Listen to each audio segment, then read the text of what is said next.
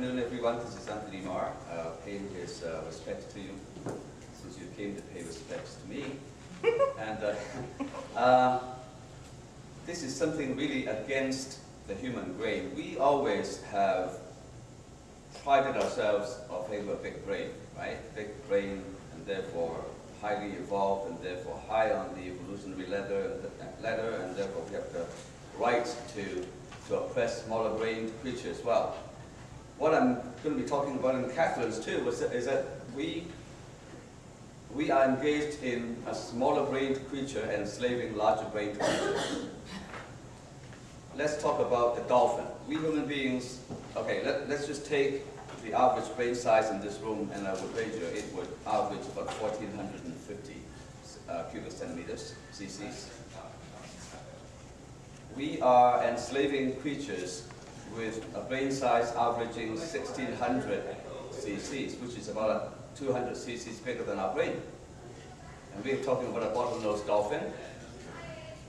Previously, the Vancouver Aquarium, that is, Vancouver is where I came from, we had orcas in the Vancouver Aquarium. I mean, the tank is about the size of maybe 5 times this room, and the orca is about, you know, the length of about half of this room. By the same proportion, we'd be locked up in a closet pretty well, just walking around in a circle. And the orca has about, I believe, close to 6,000 cubic centimeters. And the elephant's brain is bigger than humans too. So, and the sperm weight, of course, is 9,000 cc's, and we go and hunt them. So it is some kind of against the human way of thinking. The dolphins are usually captured not in North America. If there are aquariums in North America that feature dolphins, we have successfully campaigned against keeping orcas in the Vancouver Aquarium successfully, and they have been retired forever. However, we have been so far unsuccessful in retiring the dolphin from the aquarium. And once again, they're looking at body size, like, you know, it's just a small creature, so, you know, the orca is huge, so it doesn't seem to be right, but the dolphin is about a human size, so, you know, it's quite all right, it's about the size of a pig or something. Now, when you have dolphins in an aquarium, the dolphins have to come somewhere. So, I have been to Japan twice, in 04 and 05, to try to derail the Taiji dolphin slaughter.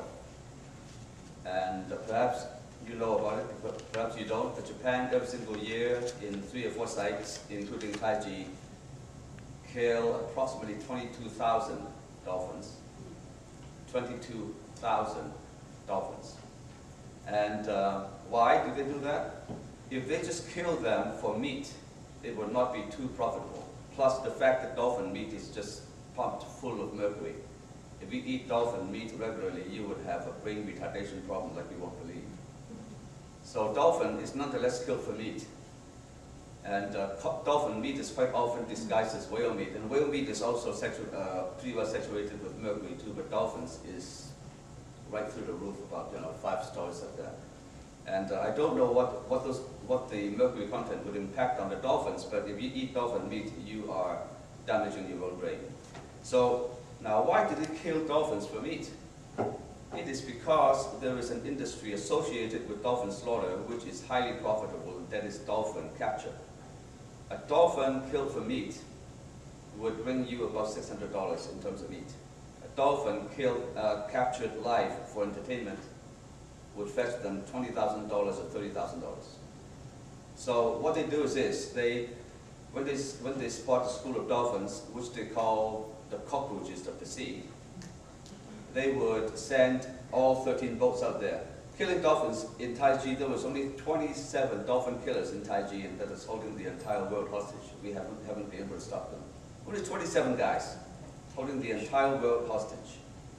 And I was there, and they were very watchful, and, you know, I'm not going to go into my adventures, but suffice it to say that when they see a school of dolphins, they would send the 13 boats out, form a fan, and then they would dip metal rods with trumpet ends and bang on it. It's called sounding rods, and that would form a curtain of sound that the dolphins cannot penetrate, and they would just drive the dolphins into the bay, and then they would fence off the bay and keep the dolphins there overnight, and then the next morning they would come and slaughter them. But before they slaughter them, they would pick and choose the best-looking, unscarred young females for capture. So they would just lift them out of the water. It doesn't matter if they have a baby attached to it, the baby is left behind.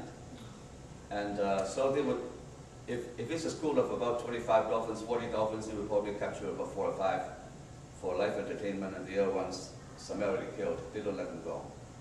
And so when Vancouver, the Vancouver Aquarium about 3 or 4 years ago imported 2 Japanese dolphins, I went to protest, and I had a one-on-one debate against the aquarium director, John Nightingale, Dr. John Nightingale, and I asked him where these dolphins came from. He said Japan, and I said, do you know what that means? That, when you import 2 dolphins, it would probably mean the death of about 40 or 50 dolphins in the same school that they used to belong to. He said, oh, is that right? He says, no, but these dolphins, they say are rescued dolphins. I said, Japan, the Japanese fishermen do not rescue dolphins, I can assure you. And he said, well, look, our aquarium do not allow, has a policy that we do not accept dolphins captured from the wild unless they are rescued. And I said, well, you've been misinformed. But I said, nonetheless, even if you do not purchase dolphins that are captured from the wild, where do you think the captive-born dolphins come from? You would have to catch them, their mothers first. He said, oh, well, the money is spent now, so, it's a moot point. I said, well, it's a moot point for now, but if I see you do that again, I'm going to take you to international court. So, nonetheless, those dolphins are still there, those 2 dolphins. So, so that is the case. All these dolphinariums in the world, very few have the not use captive, wild captive dolphins for entertainment. But they're actually encouraging the capturing of their mothers to give birth to the babies. But lots and lots of dolphins do not have this, dolphinariums do not have these policies either, like those in China, those in Europe. A lot of the dolphinariums in your country do not have that policy, and you're welcome to check them out and challenge them on these. You call this a dolphinarium? Is that like an aquarium just for dolphins? Aquarium, well, as long as they have dolphins, they would like to call themselves dolphinariums for tourist attraction purposes. If you say aquariums, people will probably think about fish and invertebrates and corals and so on. But dolphins are the main attraction in Vancouver Aquarium. Tourists go there to see the dolphins primarily. Originally, when there were orcas there, then the orcas were the main draw. So when there were orcas in the Vancouver Aquarium, there was this huge one called Kayak, which is about 35 years old. And his dorsal fin was bent over. And people tend to wonder why the dorsal fins of captive orcas are bent over, whereas the wild ones go straight up.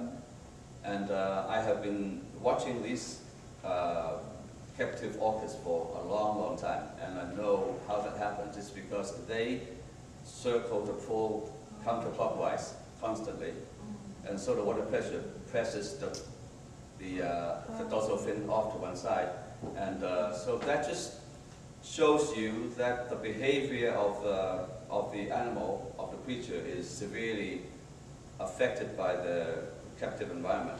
I mean, when you look at a fur farm, look at the foxes in a cage, they're just weaving back and forth, back and forth. That's captive insane behavior. And the same thing for the dolphins and the orcas after they have been locked up in a room for long enough. I mean, in the sea, when they live in the wild, particularly